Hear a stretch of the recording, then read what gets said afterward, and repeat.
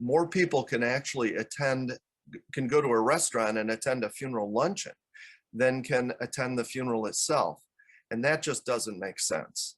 Funeral professionals have been working through capacity restrictions of 25 people or less since last April. What we're told is that funerals are categorized with other social gatherings. But what this doesn't take into account is that for a funeral, you've got a licensed professional present to ensure that public health measures are being taken at the event.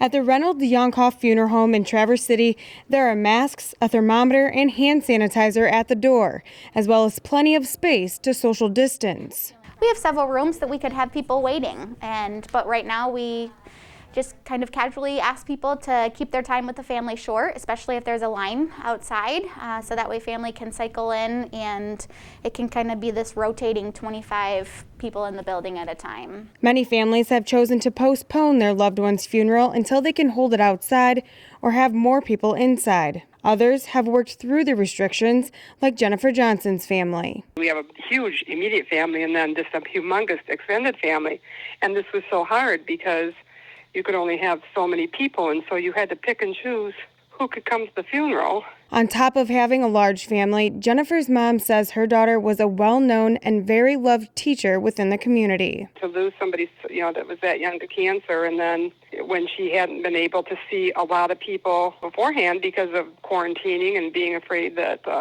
she would get COVID or something, so that made it really difficult. As the pandemic continues, funeral professionals are actively working to try and get the restrictions changed as soon as possible. We are working with the governor's office and the Michigan Department of Health and Human Services, and we think it's time to expand the funeral gathering limit today.